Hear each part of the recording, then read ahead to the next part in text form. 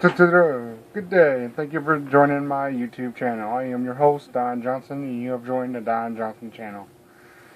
It is April 9th, 2014. It's been a couple days since my last video log. I guess my first pet peeve is crazy drivers that want you to drive, they want you to drive. Coming home yesterday morning rather, I was in the hammer lane going 65. It was rush hour, so the other lanes were slower than me. Well, this one four-wheeler that was in the lane that was ending, he had sped around me just to slow me down to 48 miles an hour. Apparently, he didn't like that I was in his way when the lane ended. Well, I was almost in his way. But he gunned it, and he jumped in front of me. He slowed his car down from like 80 down to 48 miles an hour. About 3 miles. And I don't know what his point was. He didn't make no hand gestures or nothing. I mean, I know he was trying to get me to switch lanes because he didn't see all the other traffic that was going slower than me. So he couldn't put his two and two together to figure out why I was in the hammer lane, which was to pass everybody. And it probably annoyed him more that I didn't move over, so I purposely stayed out there longer because just before he switched over, I had my right turn signal on to get out of that hammer lane because I had a clearing to move back over without slowing down. But since he decided to play traffic controller, I stayed out in that lane until he decided to speed back up. It just annoys me why people can't drive their own vehicles and mind their own business. I mean, like I said, we truckers don't tend to go slow, but unfortunately we have no choice. So we're usually not in a hammer lane unless we're passing people. And sometimes the next person might be like 50 feet in front of us, but we know we're going to pass them really quick. So we're not going to waste our time to move in a slow lane just to get trapped in there for all of the other four-wheelers that are going 90 miles an hour. And then probably will not let us back out in 2 seconds later. So with that being said, that was just my pet peeve. People, just drive your own vehicle. Stop trying to make other people do what you want them to do. As long as we're not colliding each other, I figure it's a good day. As long as nobody's bumpers are touching other people's bumpers, it's a good day on the highway. That's all we can ask for, is not to have any collisions. Nobody needs to be trying to play traffic controller with the big truck, trying to get the big truck to do what they want them to do. Alright? It's just not going to work. All you're going to do is cause a wreck, because either you're going to irritate the truck driver and he's going to rear end you, one way or the other, or he's going to switch lanes and he might be an owner-operator and you just don't know it. And you're going to have irritated him so much that he's going to speed up and just push you off the road.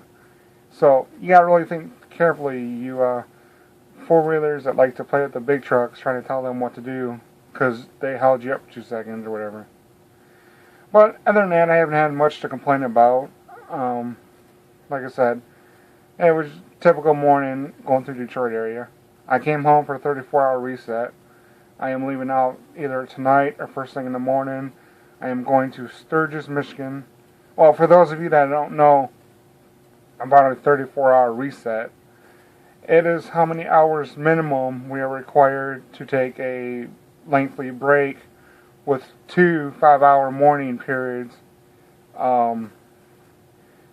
in the break to get our hours reset, because we cannot go over 70 hours in an 8-day period. But we don't get a reset unless we have 2 5 a.m. periods in the break for now. A new rule that just took place last year. It's BS, so we wind up getting 38 hours now versus 34 hours if you don't take your break just right. So it makes you waste more time. And then if you short it, then your 70 hours don't get reset if you don't make the second 5 a.m. hour mark. Or 1 a.m. hour mark. I don't remember it exactly. I forget the rules. I'm off for like I got in at, it was 7:30 in the morning. I parked my truck, so 7:30 this morning made 24 hours. 7:30 tonight makes 34. 36 hours. But yet it's got to be 2 consecutive, like 1 to 5 a.m. periods. So my 70-hour reset will not start until it makes 5 a.m. tomorrow morning. And then my logbook will reset. Otherwise, I will have just gained the 40 hours I sat here and did nothing. Yeah, so it's a little bit more complex. I don't know why they did that. Figuring drivers need more and more breaks. They're just screwing with our paycheck. That's the way I look at it. People sue the government, so they screw with the drivers. Several years ago, I guess a driver hit a car out in Maine or something, and they sued the government. So the driver, that's when they first changed the logbook system from driving 10 hours a day with an 8-hour break to driving 11 hours a day with a 10-hour break, and not being able to pause the clock every 5 hours if you're in a sleeper for 5 hours. So it sucks that they mess with it. It was a good system. I hate going 11-hour days now with the new rules. I had trouble making 10-hour days. I don't know, sitting in that seat gets tiring sometimes. Especially when you're doing non-stop interstate. When I'm on the 2-lane highways with stop and goes, that's more, interesting for me. It keeps me motivated, it keeps me thinking, because you got street lights, you got head-on traffic coming at you constantly, and you got slowing down, speeding up, stopping, passing, and all kinds of extra crap to watch for that you don't watch for when you're on the interstate. When you're on the interstate, you get up to speed. Unless you're going through a big city, you put the cruise control on, you just watch your mirrors for all those hours till you have to make a pit stop or you run out of time. And it can get quite monotonous, repetitive, and boring. So, yeah, it just sucks. They're making us sit more and more and for free, but yet they don't want to do nothing to help us get paid better. So, yeah, with that being said, 34 hours is how long a driver has to take a legal break to reset his hours to get a full 70-hour slate back, so he doesn't have to worry about a logbook for a couple of days. I mean, unless he goes past 11-hour driving or something. Alrighty, so, and then back on another subject. It's been about 12 days now, pretty close to it. I lost count exactly. Have no pop. It's killing me. I almost gave in today. I wasn't wanting none of the orange juice we had, and I didn't want tea. Nothing was sounding good. So I almost walked down to the party store to get me some soda, but I just went back and played some games on the PC, and then I decided to have tea. So after that, that was cool. I successfully avoided my close call of getting popped. And then it's been last 2 days, we've ate a little bit more than usual. We haven't done no exercising because I've been home and all that good stuff. And we're only home, like I said, till tonight or first thing in the morning. We're going to Sturgis, Michigan to pick up another heavy special kind of milk load or something. The kind that doesn't have to be refrigerated, that's all I understand. I never know exactly what it is because it's already sealed. I just pick it up, weigh it, and go. And that's going to Bethlehem, Pennsylvania. It's a drop and hook at both places, so it'll be a smooth sailing, pretty much. All I gotta do is make sure I get axled out. Oh yeah, speaking of that, for you newbies and soon-to-be newbie drivers, anytime you have a load over 40,000 pounds, you need to get it axled out. Alright? My load that brought me home, I picked it up in Bordentown, New Jersey. It was from IKEA furniture, and apparently they either had a new employee loading the trailer or they had somebody that just don't give a care about weight distribution. On a tractor trailer, unless you have special permits or anything, you're only supposed to have a maximum of 12,000 on the steers, 34,000 on the drives, and 34,000 pounds on the trailer. You're not supposed to go over 80,000 pounds regardless without a permit. And some people say that some states will let you get over with like 12,500 on the steers because those steers are really supposed to be able to handle like 20,000 pounds. But I don't know. I never played with it. If it's over 12,000, I just, say this ain't going to work. I don't care what people say because the official rule is 12,000 pounds on the steers. I'm not going to take the chances of a DOT officer saying, nope, we're not going to let it slide. Here's a ticket. But anyways, I I took for granted that it would be okay, my 44,500 pound load of furniture. And instead of driving 10 miles on my way to get it scaled, I just said screw it, I'll get it checked out to make sure my axles is right when I got to the Carlisle terminal, which is 200 miles away. Boy, did I goof up. I got to the Carlisle yard, put it on the CAT scale, got my scale ticket. I was 3,000 pounds over on my rear tandems, the trailer tires. It was at almost 37,000 pounds. My drives were at 30,000, and my steering wheel was at 11,800. So those two were good. Well, and the drive was really good. And I already had my axle. Michigan has an over length law, not to confuse you, but some states have an over length law where you can't have the tandems more than like 42 feet back from the kingpin, or you can't have any closer than like 41 feet from the kingpin. Like in California, it's got to be at the 41 foot mark. Can't be any further back from the kingpin, central rear axle. Anyways, that's complicated. That's another issue. If you want to know more details about it and you want me to show you how that actually works, just ask me to, and I'll make a special video about over length laws and go into various states that have different rules for that. But anyways, back to the story at hand. I almost made a big boo-boo. I drove 200 miles because I did not want to drive 20 miles on my way to go to a truck stop to verify my weight was good. I figured it's a well-known business. They would know how to load it, so I was confident I wouldn't be over the gross weight, so I wasn't worried about that. And I don't know exactly how far back was loaded, but I figured I was on a toll road all the way to Carlisle, so there's no weigh stations. Once in a while they might throw a portable up on the toll roads, but that don't happen too often. So I took my chances. I went to Carlisle, got it weighed, and then, like I said, I found out I was almost 3,000 pounds overweight because the idiots at IKEA does not know how to friggin' load a trailer, and they put all my weight on the tail. And my trailer tandems were already borderline at being beyond the 42 foot mark for Michigan, which would make it over length, too far from the kingpin. So that's like a $300 to $500 ticket in Michigan. So I was stuck with the crisis. It was all toll road going all the way back to Michigan, except for when I hit Toledo, Ohio, to go towards Michigan. Then I got off the toll road. So I knew I had one scale in Michigan, so there's a 50-50 chance they could be open. And then there was another 50-50 chance that my pre-pass could flag me to come in, depending on the pre-pass being set to pull drivers in for being overweight or speeding or whatever their issues are. That's always tough to figure out what they're going to do. But so I stayed at the terminal till morning trying to decide.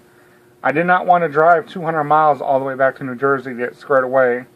So after like 16 hours of debating about it, I said screw it, and we drove all the way to Michigan, being 3,000 pounds over my trailer tandems. Because I couldn't even get legal. I moved them all the way back, the trailer tandems, to the very end, and I was still at 35,000 pounds. I was still 1,000 pounds over in a trailer, because they had the weight all the way on the tail. They should have had the weight more in the middle or something, but like I said, the idiots just don't pay attention. That's the shippers for you. They don't care, some of them. They don't care if they waste your time and make you have to come back for free and get your load reworked. And they make a big fuss about it, and they want to see, like, some places want to see 2 scale copies that you move the axles. But anyways, yeah. So I took the chances, and lo and behold, I got lucky. I got this smartphone app called Coops Open, and luckily there's some other, it's getting popular. There's a lot of drivers that use it, and when drivers go by weigh stations, they flag whether it was open or closed. So I got to Toledo, Ohio. I made a pit stop, and I fired up the app, and it showed it was closed.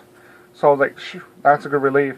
I was prepared. Michigan scale, going northbound, there's an exit right before it that a driver can take because there's a truck stop there. And I could have run the side road to bypass it if I needed to. But I really didn't want to, and I wasn't sure of the road to get to the US 20. Anyways, I wasn't sure if the road was truck approved or not. I never paid attention before. It looks good on the map. But Lo and behold, I got lucky. The weigh station was indeed closed, going northbound. Southbound coop was open. So I was like, yes, amen, thank you, God, thank you, thank you, thank you, thank you. No overweight ticket today, no over length ticket today. Thank you, thank you, thank you. And I wound up delivering the load. That's the first time in 13 years I deliberately ran over weight on my axles. I don't recommend it to any driver because the tickets are expensive. And with CSA 2010, you don't want that on your record. I mean, yeah, accidents happen, but nobody can afford tickets out of their pocket. Also, another big issue that's going on for you newbies and soon-to-be truck drivers, besides making sure you're legal, it sucks driving at 10 miles out of your weight, but get your scale loaded. Make sure there's no scales along the route to get weighed. That's another big issue, too. But the other thing is speeding. I can't stress this enough. My company has been sending us Qualcomm messages on the daily how many states have been cracking down on truckers for speeding as much as 1 mile an hour over. There's been drivers getting pulled over for just doing 2 miles an hour over, as much as 5 miles an hour over. You used to not have to worry about it as long as you're going like 5 or less over, but for some reason, these past few months, they have been cracking down on truck drivers doing 1 to 2 to 5 miles an hour over or higher. I got a warning ticket myself for doing 4 miles an hour over a couple of months back in the state of Michigan. The speed limit's 60. I was doing 64. So, especially in the work zones, even though you don't see no cops, they can come out of nowheres. A lot of these states, they use unmarked vehicles to catch you speeding, and then they'll have a marked vehicle sitting up at the side sometimes to pull you over, or the unmarked will pull you over. And unless you got it on camera, that if they say where they caught you and you got it on camera to prove that they weren't sitting there, you got no way to get out of that ticket, whether you were speeding or not. Unless you want to stay trapped at the company you're with and not be able to switch companies if a better job comes along, then speed all you want. Or if you want to lose your job, speed all you want. But if you want to keep your options open with any company out there, stop speeding. I mean, it sucks. It really does suck going 55 miles an hour on a freeway for no friggin' reason when it's wide open and there's no dangers around. There's no reason why you shouldn't be able to go 70 miles an hour. But for some reason, some idiot in that state, in that particular city, said, no, we want trucks to go 55 miles an hour. Just slow down and do 55 miles an hour. You know, if us truckers would go the speed limit down these interstates and cause more bottlenecks with the four-wheelers, those four-wheelers would raise some hell because we're blocking all the traffic because we're going 55 miles an hour, which is the posted speed limit. So as truckers, we really need to step it up. Yes, it will take some time to get noticed, to get four-wheelers complaining, but if we stop being a super trucker and hauling ass down the interstate, speeding 5 to 10 miles an hour over the speed limit, some owner-operators case doing 20 over because they got the luxury to go that fast, we would cause more bottlenecks and four-wheelers would start complaining a lot more about the speed limits. So it's just ridiculous. I can understand the work zones, safety issues, and drivers are not paying attention as it is, so they have more and more wrecks. That's why they make us go slower, so when a driver that is not paying attention wrecks, hopefully he will stop before hitting a person or another construction vehicle or something like that. I understand it. So as truck drivers, new truck drivers coming into the business, people that are thinking about becoming a truck driver, and the camper haulers, we really need to start paying attention to speed limits that are set to us. Those speed limit signs that say vehicles over 4 tons, which is 8,000 pounds, it says 55 miles an hour, go 55 miles an hour.